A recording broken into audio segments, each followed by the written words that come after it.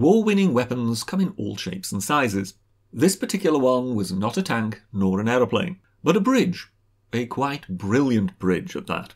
Donald Coleman Bailey was born in Rotherham in 1901. He studied at Sheffield University, and then in 1928, after a brief period at the Sweetmaker Rowntree, he joined the Military Engineering Experimental Establishment. In 1936 he dreamt up a type of bridge and submitted it, but the powers that be were not interested. However, rather than give up, Bailey continued to work on his design and refine matters. Then of course came the war, and the war changed everything. War invariably involves bridges being blown to pieces, and if one ever wanted to invade Europe, one would need a means of putting bridges into place quickly. By 1941, the government was looking for designs for a portable military bridge. However, the design proposal they favoured was not that of Donald Bailey, but that of Charles Inglis. Bailey had seen the design and predicted it would fail, and once they tested it, that was just what happened. And so Bailey got his chance. His design was simplicity itself. Bailey's time of tinkering, after his original design had been rejected, now paid off. What he produced was pretty much a flat-pack military bridge. The girder panels, 10 feet by 5 feet, fit onto the back of a standard 3-ton army truck. The whole thing was strong enough to carry a tank, yet any single part of it could be moved by 6 men. The beams too could be carried into place by men, and it all bolted into place with standard tools. You needed neither specialists nor specialist equipment to move and assemble this bridge. Better yet, you could build it on one side of the gap you sought to bridge and then slide it across.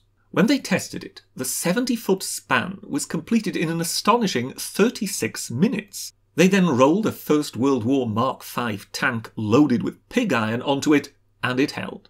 Bailey was given the go-ahead in February 1941. The test was in May. By December 1941, the first kit bridges were being delivered to the army. When the invasion of Europe took place, the Bailey bridges proved essential. It did not matter how many men, tanks and artillery pieces you could land in Normandy. If you could not get them across the next river, however small, you were going nowhere. Within the Northern European theatre of operation alone, 2,000 Bailey bridges were erected. Bailey's name became a legend among the troops. It was his design that made the Allied advance possible. What he had achieved was the closest thing to wizardry. With the war still going, he was awarded an OBE, the Order of the British Empire. The war over, in 1946, Donald Bailey was knighted. Eleanor Coade was born in 1733. In 1769, she moved from running a linen business to setting up a ceramics factory in London, with a business partner called Daniel Pinkett. Throughout her life, she seems to have run this business with various partners. The aim of this venture was to produce artificial stone. There had been several attempts at making artificial stone for sculptures and decorative purposes, but with limited success. In any case, it was a type of ceramic, if you will, pottery, its official name being lithodipyra, which is ancient Greek, I believe, for twice-fired stone. This because it contains some element of pottery which has already been fired. Eleanor Coade seemed to be the one who found the right mixture. She used Devonshire clay mixed with crushed stoneware pottery, flint, fine sand and something called soda-lime glass, whatever that is. This putty-like substance was then pressed into moulds and fired in a kiln for several days. The result was a remarkable stone-like material, which proved very long-lasting and almost impervious to weather, including frost. Also, it allowed her to make large items. This material is named after her, Coade stone. Eleanor Coade died in 1821, her company continuing on until about 1840. The building you have been looking at so far is Eleanor Coade's country home, Belmont House at Lyme Regis in Dorset. The decorations are, of course, Coade stone. Her artificial stone was a great success, so much so it enjoyed royal patronage. A refurbishment of Buckingham Palace is said to have used it in copious amounts.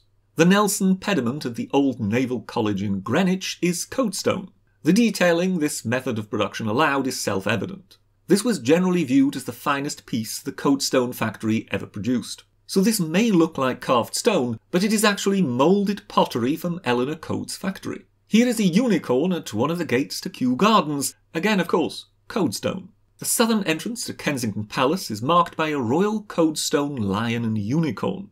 Yet another curio in this regard is the grave of Admiral William Bly, who of course had been the famous captain of HMS Bounty, on which took place the mutiny. The eternal flame atop his tomb is made of Coade stone. Perhaps the most exotic place to find Coadstone is the entrance to the zoo at Rio de Janeiro of all places. But the most famous of all the objects in Coadstone by far is the Southbank Lion. The Lion brewery alongside the Thames was owned by James Godlin, who commissioned a sculptor, William F. Woodington, together with a Coade factory to fashion him a large lion to stand atop his brewery. This lion was painted bright red, an example of early 19th century advertising, I guess. It is hardly a surprise that it became known throughout London as the Red Lion, and there it stood for over 100 years. By the time the Second World War came about, the brewery was no more, but the building was still being used as a warehouse complete with a giant red lion atop it. The German bombing knocked him about a bit, but the lion remained standing. Soon enough, Londoners had a saying that as long as the Red Lion still stood, so would London. London had many derelict, bomb-damaged buildings after the war, the Old Lion Brewery being just one of many. And so in 1949 it was demolished. But such a symbol had the old Red Lion become, thousands of Londoners petitioned for him to be saved. Soon enough, His Majesty King George VI intervened and demanded the old lion be saved. And so saved he was. For years he stood outside Waterloo Station until in 1966 expansion of the railway station saw him moved again. These days the great beast stands at the southern end of Westminster Bridge at the opposite bank of the river from Parliament, and he's known as the Southbank Lion, made of Eleanor Coade's Coadstone. George Manby came up with a 19th century piece of technology which, or should we say an application for a piece of technology which today is largely forgotten. He liked to claim that he had gone to school with Horatio Nelson at Downham Market in Norfolk. Well, he went to the same school, but the years don't match.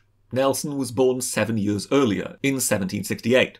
Having gained the attention of the Secretary of War with a pamphlet he wrote in 1803, George Manby was appointed barrack master at Great Yarmouth, and it was at Great Yarmouth that he should witness an atrocious calamity. In February 1807, the gun brig HMS Snipe was driven against the shore in a great storm. People rushed to the scene, but found there was nothing they could do. The brig was only 60 yards from land, being wrecked by the storm, yet in such torrid waters nobody could hope to reach her or get a line to her. 67 people died at the wreck, and another 147 bodies were later washed ashore.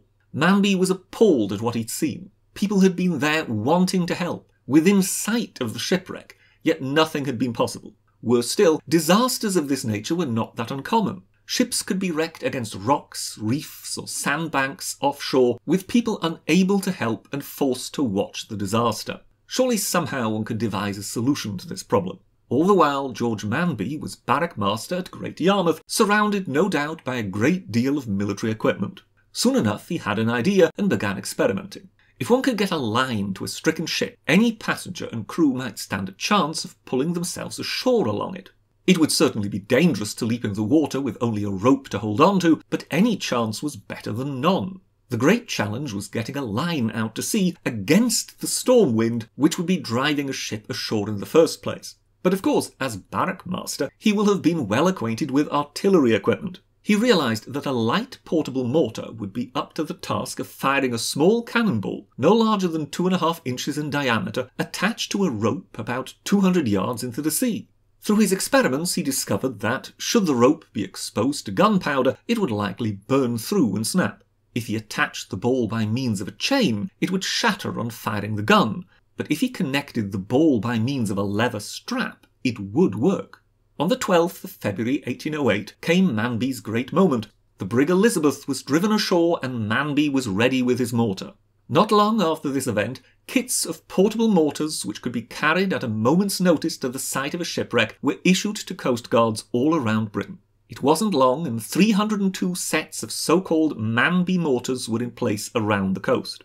George Manby was issued no less than £2,000 for his invention, a rather large sum at the time. But Britain was a seafaring nation and thus took any means by which to save people at sea very seriously. Manby's mortars went on to save hundreds of lives. George Manby's life eventually should come full circle. He ran and in fact lived in a museum dedicated to Horatio Nelson in Yarmouth.